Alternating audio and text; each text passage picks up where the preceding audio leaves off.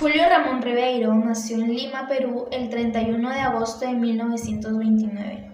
Era hijo de Julio Ribeiro y Mercedes Zúñiga. Fue el primero de 4 hermanos, un varón y 2 mujeres.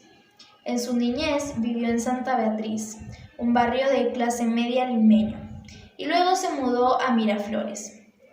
La muerte de su padre lo afectó mucho y complicó la situación económica de su familia. Estudió en el colegio Champagnat e inició los estudios de Derecho, que abandonó para estudiar Letras en la Universidad Católica del Perú. Recibió una beca para estudiar periodismo en Madrid. Viajó posteriormente a París para preparar una tesis sobre literatura francesa en la Universidad La Sorbona. En esta época pasó temporadas en Alemania y Bélgica. En París escribió su primer libro titulado Los gallinazos sin plumas. En 1958 regresó al Perú y en septiembre del año siguiente viajó a la ciudad de Ayacucho para ocupar el cargo de profesor y director de Extensión Cultural de la Universidad Nacional de Huamanga. En octubre de 1960 regresó a Francia. En París trabajó como traductor y redactor de la agencia France Presse en 1962 hasta 1972. En 1972 fue nombrado agregado cultural peruano en París y delegado adjunto ante la UNESCO, y posteriormente ministro consejero, hasta llegar al cargo de embajador peruano ante la UNESCO en el año de 1986 hasta 1990. Hacia 1993 se estableció definitivamente en Lima. En su país fue distinguido con el Premio Nacional de Literatura en el año de 1983 y el Premio Nacional de Cultura en el año de 1993, habiendo sido galardonado también en 1994 con el Premio de Literatura Latinoamericana y del Caribe Juan Rulfo, uno de los galardones literarios de mayor prestigio en el ámbito cultural hispanoamericano. Se casó con Alida Cordero y tuvieron un único hijo. Ribeiro es un narrador perteneciente a la generación del 50. Es considerado uno de los mejores cuentistas hispanoamericanos. Pese a su aparente conservadurismo formal, sus cuentos fueron una contribución decisiva para consolidar paso de la narrativa indigenista a la narrativa urbana en el Perú. En 1974 se le detecta cáncer, enfermedad ocasionada claramente por su adicción al cigarro. Amigo inseparable en largas jornadas de creatividad e ingenio que concluyen en cuentos y relatos que trasuntan lo inimaginable. Sobreviviente de recaídas y cirugías mayores, los 2 últimos años son sin embargo los más felices de su vida, que se apagó el 4 de diciembre de 1994. Murió en el Hospital de Enfermedades Neoplasia días después de obtener el premio Juan Rulfo.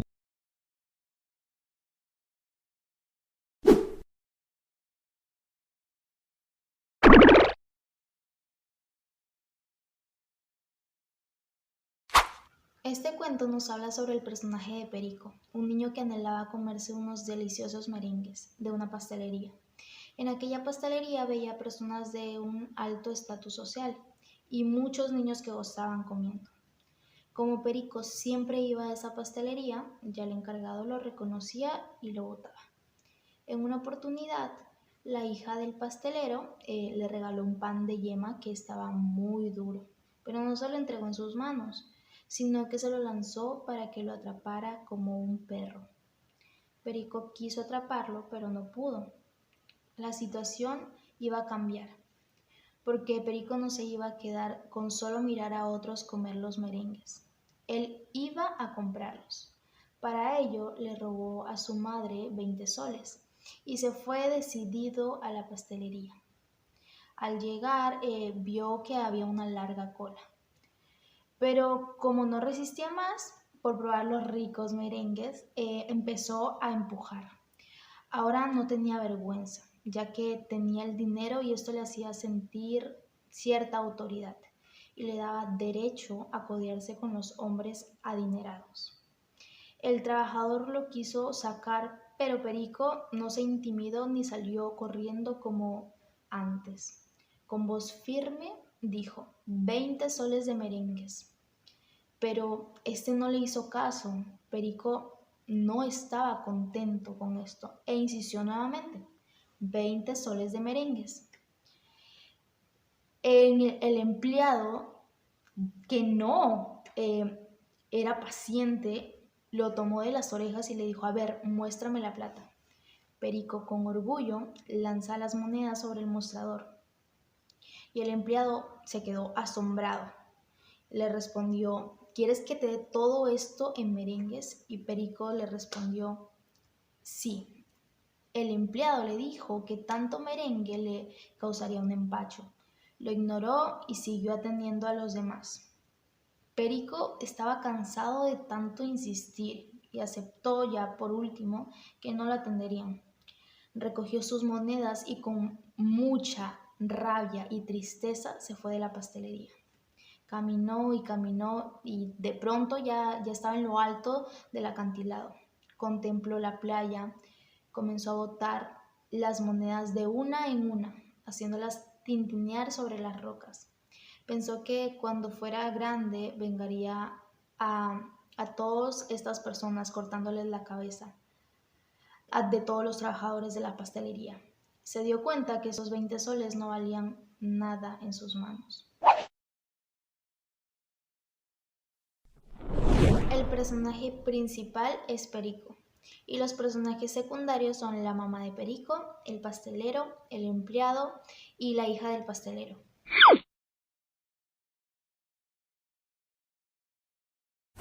El mensaje que nos deja este estupendo cuento es el maltrato que existe sobre la gente de bajos recursos económicos, sobre la menospreciación que la gente ignorante siente por ellos. Yo creo que este cuento es para reflexionar y cambiar algunos pensamientos absurdos sobre que la gente de un estatus social bajo no merece lo mismo que nosotros.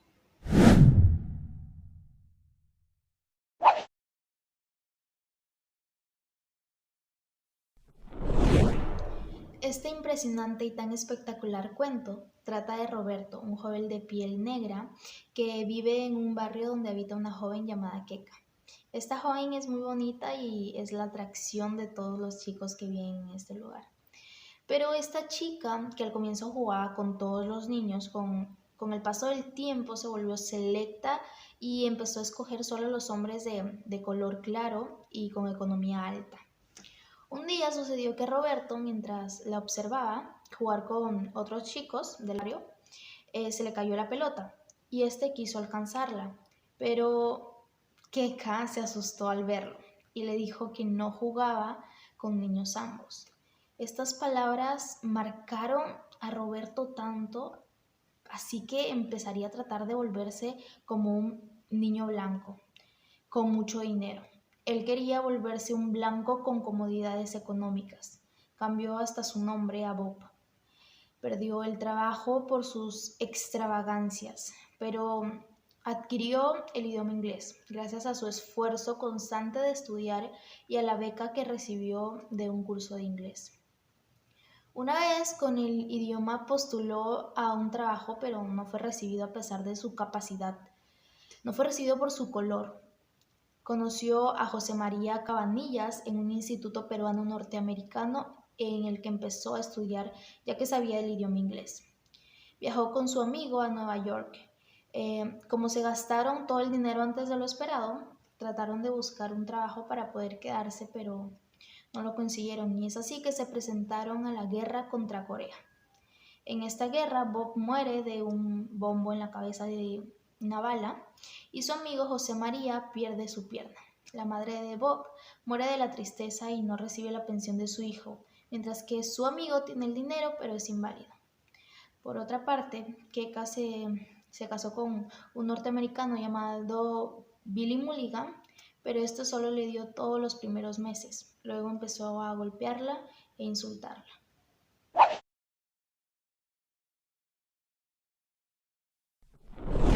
El personaje principal es Roberto López. Era un chico de piel oscura que tenía un complejo de autoestima y se sentía inferior que los demás, en especial inferior que los gringos. Por ello buscaba ser un blanco de dinero.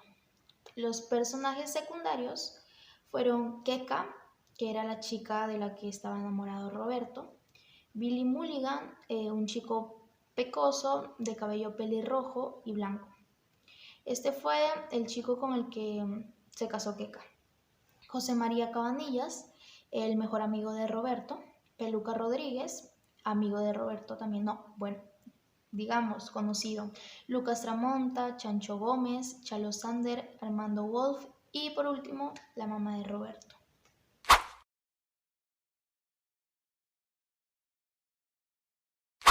La discriminación es algo que lamentablemente se ve mucho en estos días y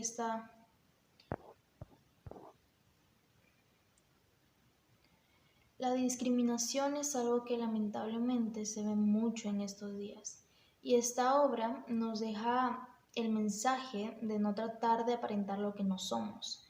Debemos ser nosotros mismos en todo lugar, no tratar de parecernos a nadie porque cada uno de nosotros somos únicos e inigualables. Con ese simple hecho ya nos debemos sentir especiales e importantes.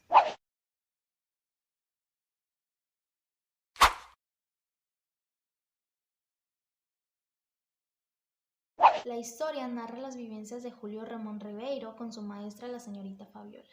Nos cuenta que esta profesora fue la que le enseñó a leer y escribir. Además, nos relata los rasgos nada agraciados de la señorita Fabiola, pero que aún así la querían mucho y era una amiga de la casa, pues vivían bastante cerca. Llegó un punto en el cual Fabiola se mudó a Lima con su mamá y su hermana mayor. Y Julio fue matriculado en un colegio de Miraflores. Así fue como dejó de ser su maestra, pero aún así se mantuvieron en contacto. Un día la señorita Fabiola se reunió con la familia de Julio y para ello este fue a recogerla en su bicicleta, pero tuvieron un accidente girando en una esquina. Así fue como se cayeron en agua sucia y terminaron demasiado sucios. Así siguieron pasando otras situaciones, como que una vez el padre de Julio reventó la radio de la casa por una molestia y el hermano de Fabiola, Héctor, se ofreció a repararla, pero al final se desapareció y nunca la reparó. Luego de ello siguen pasando muchos eventos como que el padre de Julio le dio trabajo a la señorita Fabiola y esta se ponía de su dinero para que la contabilidad de la casa fuera perfecta. La señorita Fabiola se comprometió, los invitó a la boda y se casó. La última vez que se verían Julio y Fabiola sería ya estando como una mujer casada, pero que estaba separada de su marido. Se encontraba más vieja, pequeña y fea. Su marido cuando podía le quitaba el dinero y la última vez le había dado una patada en la boca.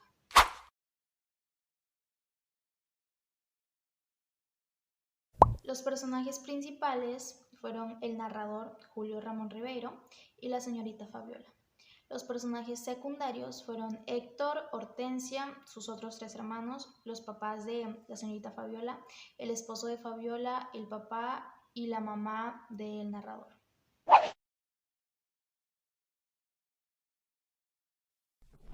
Nos da un mensaje para aprender. La señorita Fabiola fue una persona humilde que se dedicó a enseñar a sus alumnos. Es así como Julio lo narra, y yo considero que así deberían ser los profesores dedicados al aprendizaje de sus alumnos.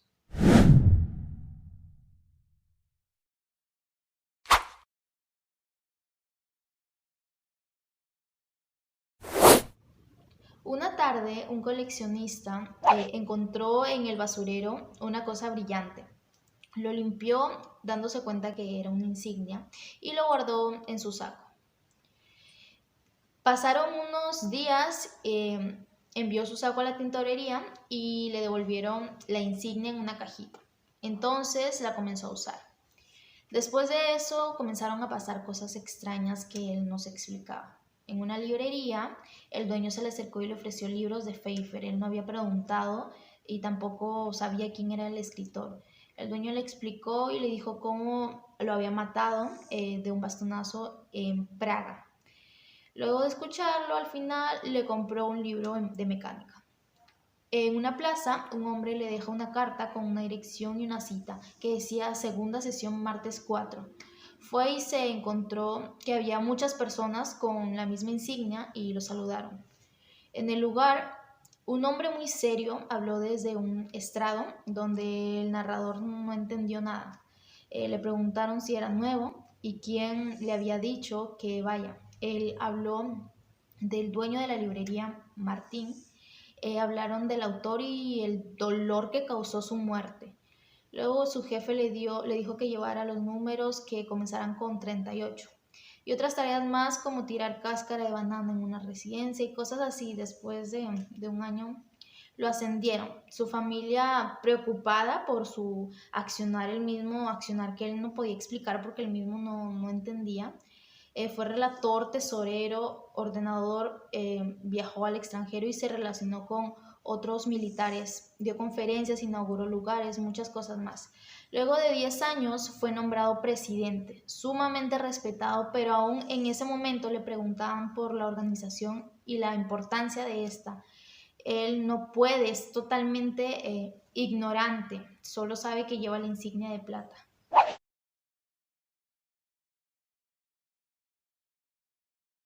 La obediencia, la perseverancia y la constancia te llevan a lugares insospechados.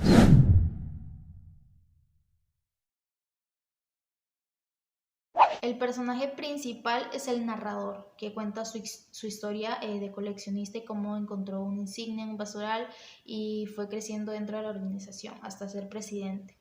Los personajes secundarios son Martin, el dueño de la librería, el jefe del narrador, quien le pide que cumpla determinadas tareas, los sirvientes y la familia del narrador.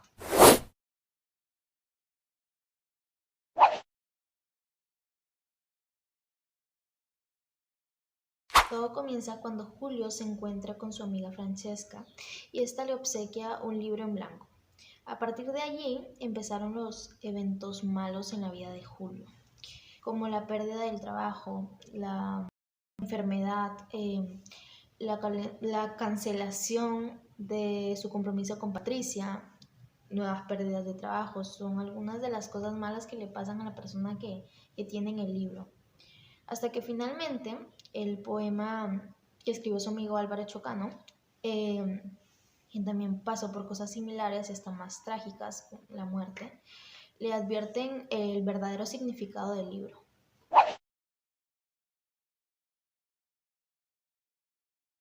Mensaje, ya que su lo describe como un libro maligno, gracias en la que lo tenga.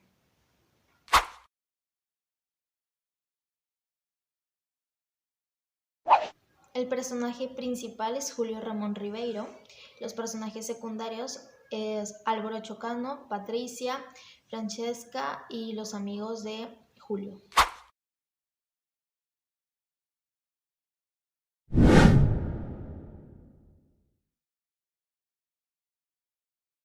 En esta historia, Julio nos cuenta su relación con el tabaco. Habla de los buenos momentos que pasó fumando, la parte positiva, pero también de las cosas malas y cómo las diversas enfermedades fueron dañando su salud. Cuenta cómo después de fumar su primer cigarrillo, se sintió tan mal que vomitó toda la tarde y se juró no repetir la experiencia.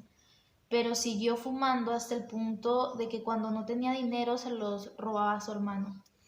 También explica cómo el tabaco era para él un vicio hereditario, ya que sus tíos eran grandes fumadores. Su tío paterno, George, murió de cáncer al pulmón.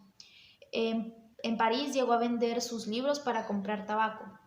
El escritor cuenta cómo su médico, el señor Dupont, llegó a recetarle evitar el tabaco y en eso que tenga distracciones, deportes y reposo.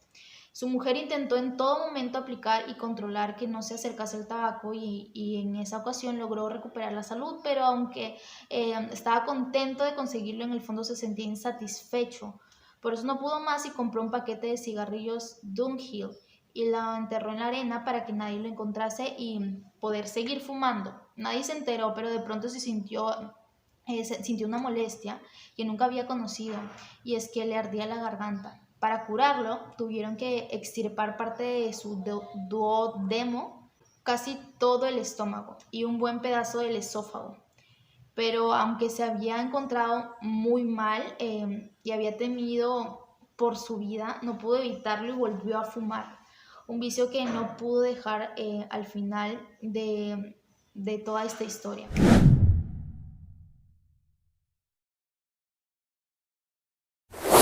Esta narración corta no es una historia a favor del tabaco, pero tampoco habla en contra. El escritor simplemente cuenta su relación con el tabaco y cómo incluyó en su vida, su obra, sus enfermedades y su salud.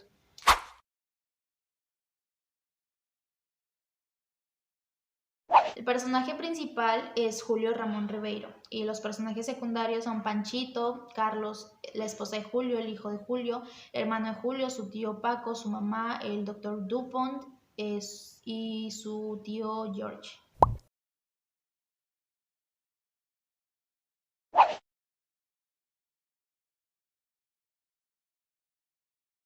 Efraín y Enrique eran dos niños de bajos recursos o escasos recursos que vivían con su abuelo Don Santos, un anciano que era abusivo. Don Santos tenía un cerdo llamado Pascual, al que quería engordar lo más que se pueda para venderlo a un buen precio. Por eso obligaba a sus nietos a ir por los basurales para traer latas llenas de desperdicios comestibles para el animal Pascual. Así trabajaban los niños hasta que Efraín regresó con un pie sangrando por haber pisado un vidrio roto. La herida se infectó y Efraín se quedó en cama, con el pie muy hinchado, su pie estaba hinchadísimo. Entonces Don Santos obligó a Enrique a trabajar el doble porque su hermano no podía. Desde entonces, Enrique debía llenar el doble de latas de comida para el cerdo.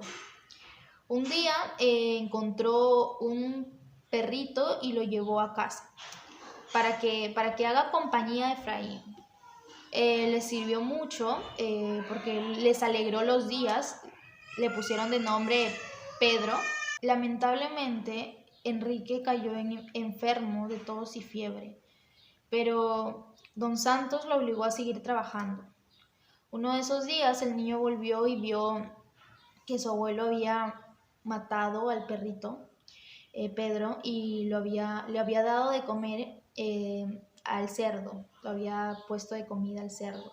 Entonces Enrique le reclamó al señor, a Don Santos, y este lo cacheteó, lo abofeteó y lo mandó al suelo. El muchacho agarró un palo y lo golpeó en la cara. Don Santos se resbaló y se convirtió en alimento para su propio chancho. Ya por último, los niños huyeron de la casa.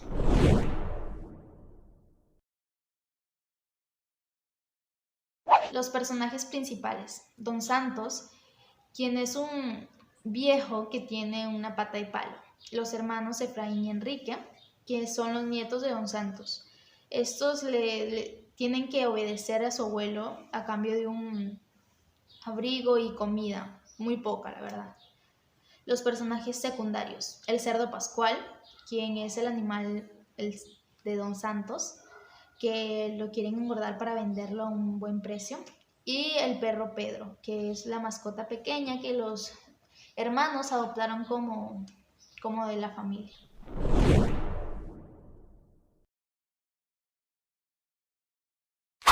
Nos deja la gran enseñanza de parar el maltrato y abuso infantil.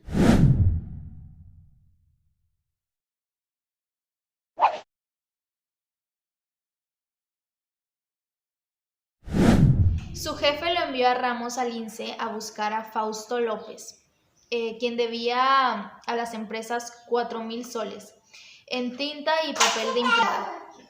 Consultando su expediente, Ramón se dirige a una casa de vecindad. Recorrió un largo corredor perforado de puertas y ventanas, hasta una de las últimas viviendas. Tocando la puerta preguntó por Fausto López y le respondieron: no, aquí vivo yo, Juan Limaita, gasfitero, y le cerraron la puerta. Ya cansado, se tomó un refresco en la pulpería y vio que un niño que repartía programas de cine se acercaba. Él relacionó la tinta del folleto con la empresa y le preguntó: ¿quién es tu papá? Y él le respondió: Fausto López. Le dijo: llévame a tu casa, y el niño lo llevó. Tocó la puerta y una mujer sacó la cabeza por la ventana y le preguntó qué cosa quería. Él se quedó frente a frente con la mujer. Solo dijo: soy vendedor de radios, mientras que escondía la factura. Y la mujer dijo que ya tenían y que no querían otra.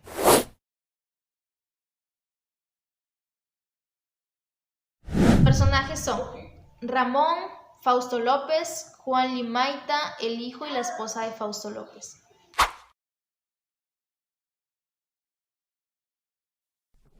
Dirección equivocada. El cobrador no hizo esto por lástima, sino porque la mujer era hermosa.